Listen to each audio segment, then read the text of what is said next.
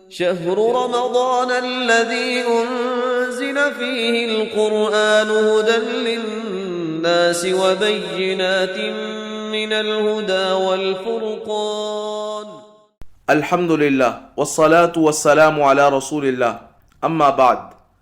رمضان المبارک کے فوائد سمیٹنے کے 30 سنہری اصولوں میں سے 24واں اصول ہے غفلت کے اوقات میں عبادت کر کے اپنے اجر و ثواب کو بڑھائیے۔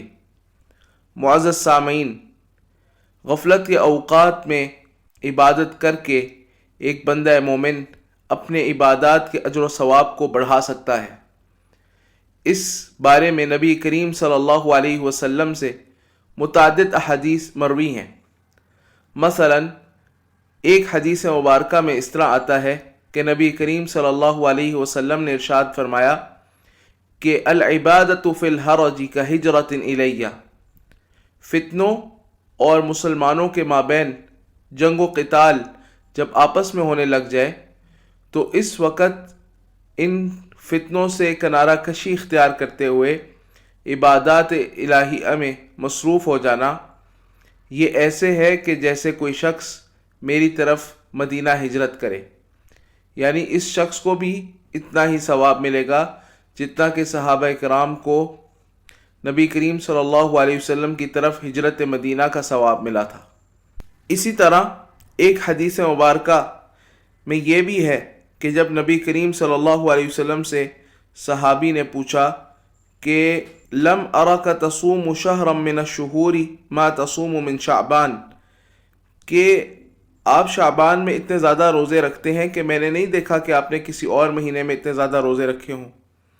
تو نبی کریم صلی اللہ علیہ وسلم نے ارشاد فرمایا کہ ذالک شہر یغفل الناس عنہ بین رجب و رمضان، رجب اور رمضان کے مابین یہ وہ مہینہ ہے کہ جس کے روزوں سے اکثر لوگ غافل ہوتے ہیں۔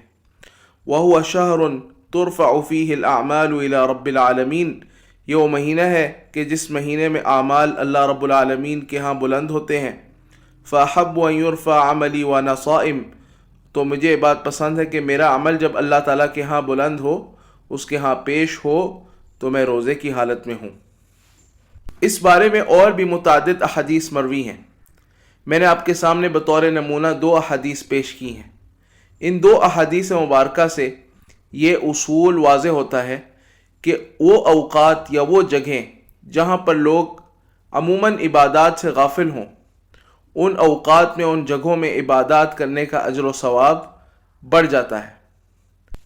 تو یہ اوقات اور یہ جگہیں ایک بندہ مومن کے لیے تو غنیمت کا موقع ہے کہ وہ ان اوقات اور ان جگہوں میں عبادات کر کے، اللہ سبحانہ و تعالیٰ کا ذکر کر کے، اس کو یاد کر کے، اس کی عبادت کر کے اپنے اجر و ثواب کو بڑھا سکتا ہے۔ رمضان المبارک میں بھی ایسے بہت سے اوقات ہیں جن میں لوگ عبادات سے غافل ہو جاتے ہیں۔ مثلا سحری کے وقت میں استغفار کرنا۔ سحری کے وقت کی ایک اہم ترین عبادت یہ ہے کہ انسان اس وقت میں استغفار کرے۔ قرآن کریم میں ایسے لوگوں کی فضیلت بیان کی گئی ہے کہ والمستغفرین بالاسحار، کہ اللہ سبحانہ و تعالیٰ کے ہاں نیک اور معزز لوگ وہ ہیں کہ جو سحری کے اوقات میں استغفار کرتے ہیں۔ اب یہ وہ عبادت ہے جس سے بہت سارے لوگ غافل ہو جاتے ہیں۔ اسی طرح اشراق کی نماز ہے۔ بہت سارے لوگ وہ رمضان المبارک کے مہینے میں اشراق کی نماز نہیں پڑھ پاتے، اس لیے کہ فجر کے بعد وہ آرام کرنے لگ جاتے ہیں۔ تو اگر کچھ دیر انسان ٹھہر جائے اور اشراق پڑھ کر سوئے تو انشاءاللہ اس کو مزید اجر ملے گا کہ اس نے غفلت کے اوقات میں عبادت کی ہے۔ اسی طرح افطاری سے پہلے کا وقت، کہ جس وقت میں لوگ اپنے کام کاج میں مصروف ہوتے ہیں، وہ وقت ایسا ہے کہ اس میں انسان اگر دعا میں اور ذکر و اذکار میں مشغول ہو جائے تو اس سے اس کے اجر میں اضافہ ہو سکتا ہے۔ اسی طرح جب مغرب کی اذان بلند ہوتی ہے تو اس وقت اذان کا جواب دینا یہ ایک ایسی عبادت ہے جس سے افطاری کرنے والے لوگ اکثر غافل رہتے ہیں۔ اسی طرح مغرب کی فرضوں سے پہلے 2 رکعتیں پڑھنا، اکثر لوگ افطاری میں مصروف ہوتے ہیں اور یہ رکعتیں چھوڑ دیتے ہیں، ان رکعات کو پڑھنے کا اجر و ثواب بہت زیادہ ہو جائے گا، کیونکہ غفلت کا وقت ہے اور لوگوں نے اس عبادت کو چھوڑ دیا ہے کھانے میں مشغول ہونے کی وجہ سے۔ تو آپ اس موقع کو غنیمت جان سکتے ہیں، اور اگر آپ 2 رکعات پڑھتے ہیں مغرب کے فرضوں سے پہلے، جن کے بارے میں نبی کریم صلی اللہ علیہ وسلم نے فرمایا کہ صلو قبل المغرب، مغرب سے پہلے نماز پڑھو، تو آپ کو اس کا اجر و ثواب زیادہ ملے گا۔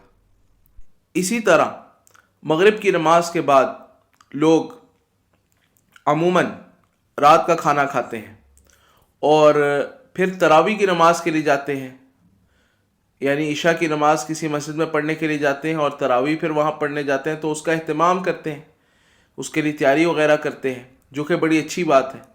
لیکن مغرب اور عشاء کے درمیان سنتوں کا وقت بھی ہے۔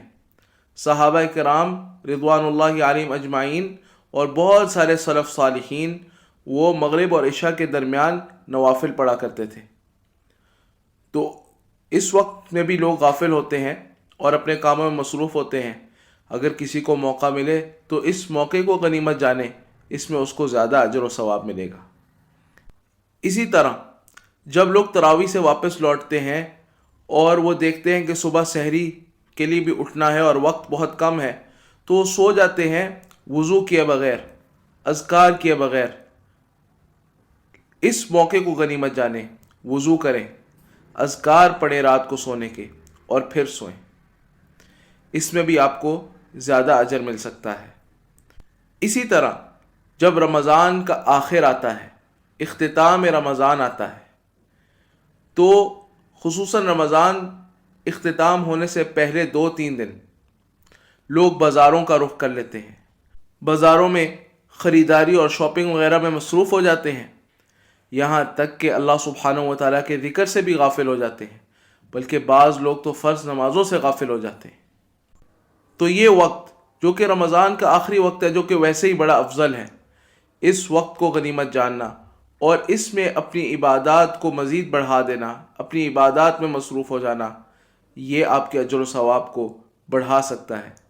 تو معزز سامعین، غفلت کے اوقات کو غنیمت جانیے، غفلت کے اوقات میں عبادت کر کے اور اپنے آپ کو غفلت سے بیدار کر کے اللہ سبحانہ و تعالیٰ سے آپ اضافی اجر حاصل کر سکتے ہیں۔ وباللہ تعالی توفیق، وصلی اللہ وسلم علی نبینا محمد وعلی آلہ وصحبہ اجمعین۔